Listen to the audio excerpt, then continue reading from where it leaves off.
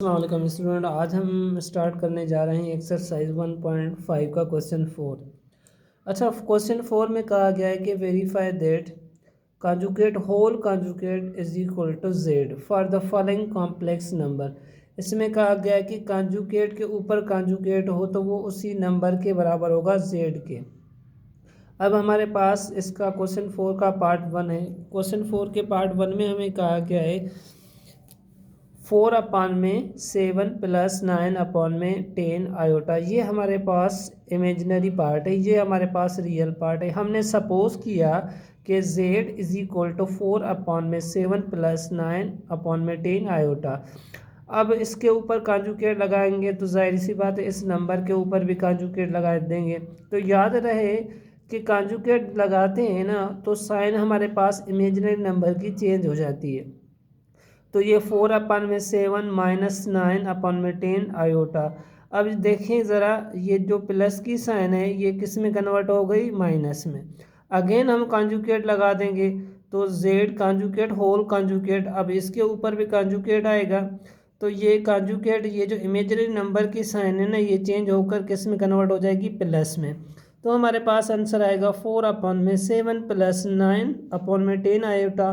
देखें, जेड और conjugate whole conjugate Z के बराबर हो गया, conjugate whole conjugate is equal to Z.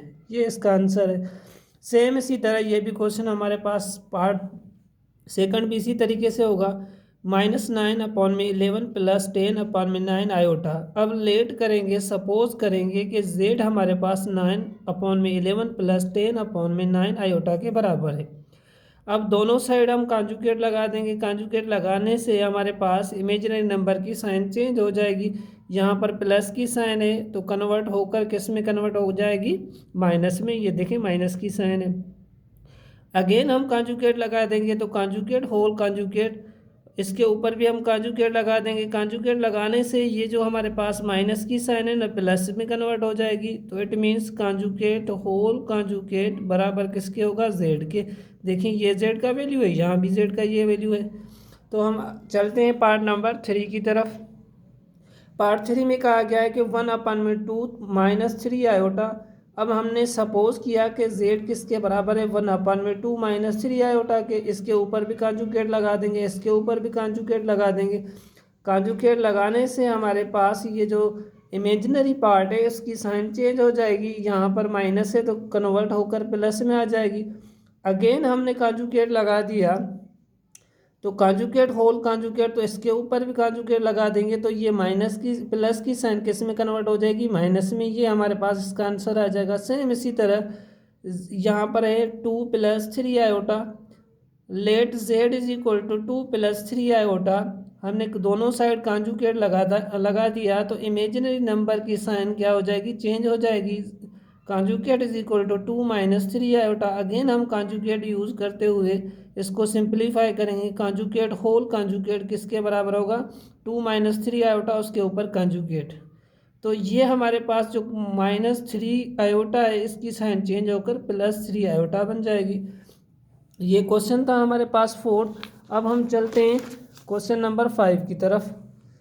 Question 5 में हमारे पास -2 - 3 ब्रैकेट -10/9 आयोटा। अब ये जो -3 है ना, ये -3 इस -10/9 के साथ मल्टीप्लिकेशन में, तो माइनस इंटू माइनस प्लस, 3 को 10 से मल्टीप्लाई करूँगा 30/9 आयोटा। हमने सपोज किया कि z किसके बराबर है, -2 30 आयोटा/9।